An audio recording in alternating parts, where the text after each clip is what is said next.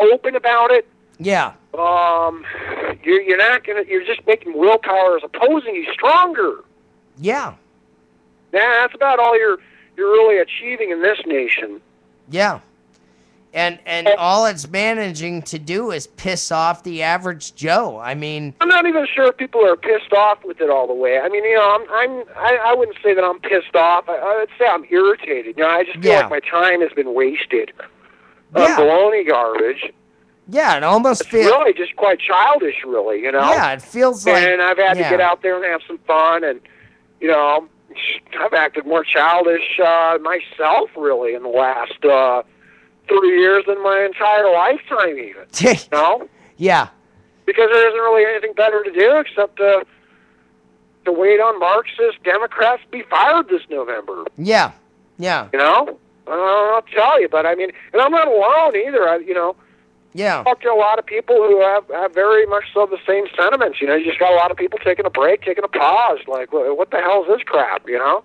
Yeah. Yeah. Absolutely. Because I mean, just the way that all this stuff came to pass in the last 4 years, it was like a really bad left hook. It was like getting sucker punched at a bar. You didn't see it coming yet. You saw it coming, but you didn't think it was going to be that bad. The signs that you saw. Yeah. You just didn't realize that they were serious about what it is that they believe in, Yeah. Yeah. You thought that maybe they were doing it for sport and play, try to win a boondoggle here and there and so forth. But no, I mean, they have it in their minds to man, fundamentally transform America, I guess. And and really seeing any successful results from it at all, but, And with the Occupy vermin coming out, it's like they're showing all of their cards. They're showing all their hands, and the masks are coming off. I mean, it was just exposed about 2 weeks ago that George Soros was funding a lot of the Occupy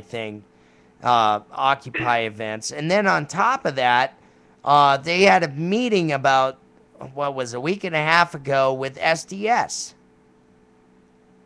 Did you hear about that one? Oh, say again? They had a meeting with SDS. SDS, what does that acronym stand for? Students for a Democratic Society. It was Bill Ayers and Bernadine Dorn's. You can't keep track of them all. There's always matrixed out left-wing causes and not-for-profits and junk that goes on and on and on, Yeah. And, when you start to talk to some of these people, a lot of the people participating are really not as convicted as the organizers are. Right. Absolutely. Something that I've found quite fascinating myself. Yeah, but you know what's amazing to me, Mike, is that a lot of these guys are professional protesters. They get paid to be there. Oh, yeah, you see the ads on Craigslist for it all the time. Oh, God. Sure. And it's like they don't even know what they're protesting for. They have no idea that if this were to go through, hypothetically, they would lose all their rights and they'd be the first one on the firing squad. They have no idea. Well, if history was a lesson, yeah, I suppose I could agree with what you're saying. That seems to have occurred multiple times throughout different nations around the world and so forth. They round up the useful idiots after they destabilize the situation and 86 them right away, sure. Yeah, and that's because they want to look like the heroes to the average people. That makes sense to me, But I don't know. I don't see how this left-winger thing is going to work without 90% at their sales driving it. And I think they have irritated enough people to stay on it, in opposition, of course, about half the nation or more, and you got a lot of people preparing for the worst outcome, I suppose. That's probably wise for people to do that. Yeah. But I just don't see. I don't know. I think the useful idiots could turn on their left-wing masters. Actually, personally, I talked to some of them in crowds. There was like this Taste of Colorado. Yeah. That I went to last year.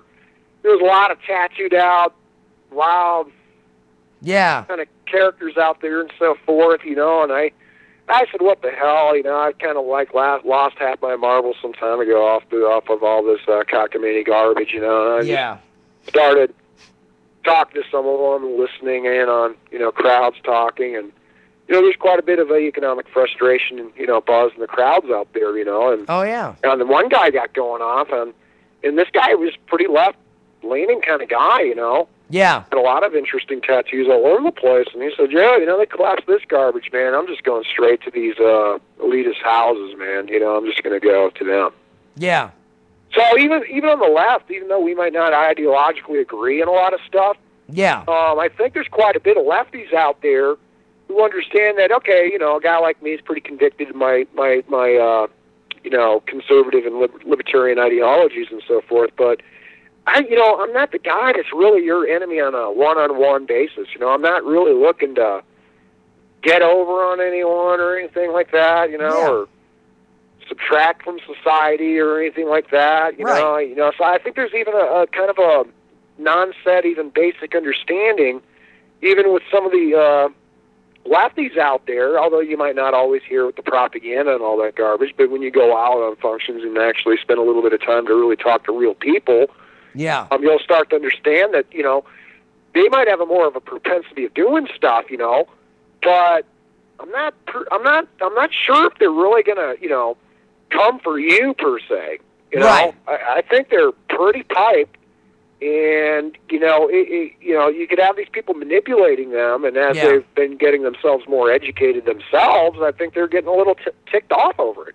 Yeah, That's because the sense that I got. It's like the crowd, and I, you know, was pretty open with some of the characters out there that I'm more conservative and explain my conservatism to them and why and so forth. And it isn't as much of a fear factor as the propaganda news will show you when you get out there and coalesce a little bit. Although I got to say I've been a lot more antisocial lately than normal, you know, for good reasons, a lot of different endeavors going on and so forth, you know, of preparations and whatnot. But I got to tell you that, you know, I think that the left in America right now are playing a really dangerous game. I think they're really grossly miscalculated what it is they're fabricating.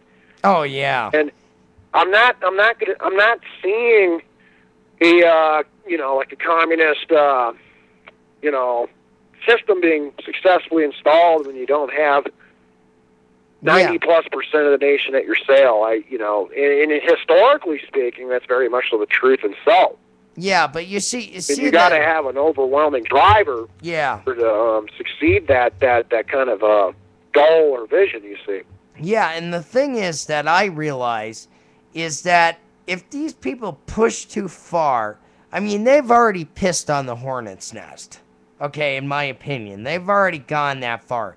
But if they step it over the edge, where they're just attacking random people and cops and whatever else, they're going to be turned against by us. The average guy's just going to say enough's enough. Would you agree or disagree? Well, you know, there's a lot of different things that can potentially happen. Yeah. It's really difficult to speculate all the way on a question like that. Yeah. You know, I think that, you know, you got a lot of fed up people out there, that's for sure. Yeah. You know, but I think that you got more of a focus on the architects and instigators of all this, you know? And not just from the Tea Parties or the right, you know, I think that is very prevalent even, slowly but surely, even on the left now. Yeah, I mean... You know, ideologies aside, remember back in the day before we had a Barack Obama? Yeah. And it used to be with politics that you would have your pals who were lefty, and you would have your pals who were righties, you know, and you'd go knock down a few beers, and you'd have fun razzing each other, and name-calling, a little mudslinging and so forth, and you know, trying to one-up the other guy, and, you know, in discussions that you'd have and so forth, you know. But at the end of the day, you know, you kept it separate from the person. You know, this is the person. I like you as a person, and our ideologies are different. We have a little fun sparring and colliding it a bit, you know, and I pulled your goat a bit, but, you know, it's nothing to stay permanent with, you know, to the end of time. You know what I mean? So a lot of this type of new founded mentality has either been from the ignorant classes of our society.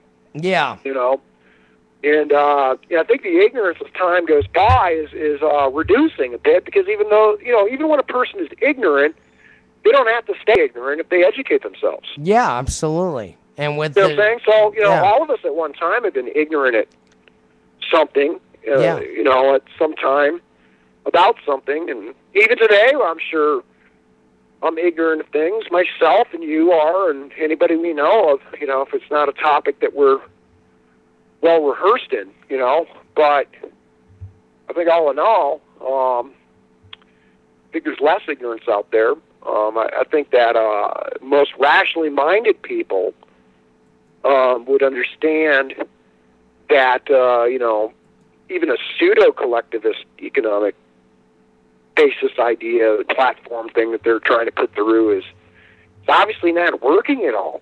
Yeah. Yeah. It's not producing the utopian results, I guess, that they thought they could create. Yeah, because it's unsustainable. I mean, you and I would both agree on that. I mean, you can't have socialized medicine.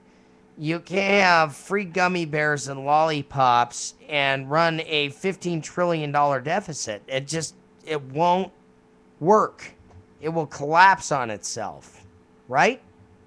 I mean, I'm pretty sure that, with a miracle aside, I guess anything is possible, but yeah. I really think that they got the currencies wrecked in the next 5 years here. God, it's sooner than that. I think there's kind of an unsaid, globally coordinated attempt to try to stabilize the situation, but I'm not even sure. I just got kind of a sneaky suspicion that they're just 86. They're going to 86 a lot of currencies. Oh yeah, yeah. I don't know exactly when. I just think we're just kind of on that trail. I think that you got a lot of people out there that understands the gravity worldwide, really, of the situation, and I think there might be some sort of kind of global attempt to try to coordinate a reformation to 86 in currencies, and obviously reformation and so forth would come underway down the pipe. Absolutely. So I really don't. We could even see a pretty good doozy market crash at any time. It could be next week. It could be a year from now. We got various different bubbles emerging. Oh yeah. As I speak, we're in a state of I watched the progression, economically speaking, go from the Keynesian model of trying to spend your way out of debt, or out of a jam that the housing bubble presented, that Freddie Mac and Fannie Mae made, and and I guess the idea was, when you're doing the Keynesian economic model, you try to do the spending to where it propels an economic growth worldwide that, vastly overshoots the debts that they create today, so the debts that seem large today shrink in comparison to size after the economies grow. Right. But obviously that's failed miserably. What's happened is, the economies around the world have gone to, they started recovering, going on an upward trend somewhat, and then they went into some sort of stagflation, I suppose, in contrast to inflation and biflation and all these other effects that are happening all around us and so forth. And the Keynesian model has not worked, and in due time, you're looking at a lot of currencies, failing and having to be replaced, and you're looking at a good Wall Street market crash on deck. Yeah. Not to mention other markets, financial markets that are out there around the world, whether London and Hong Kong and, the Asian markets in Tokyo and so forth. And so, it's a pretty good doozy mess out there, but, we do a lot of manipulations and falsifyings. And I can't even tell you if I can all the way blame the banks as much as the populist movements out there want to blame them, because, you see, Freddie Mac and Fannie Mae was well understood by the banks. Yeah. as not being so bright, and they even, tried to recommend them to not do it initially speaking, based on the research that I've done. Yeah. And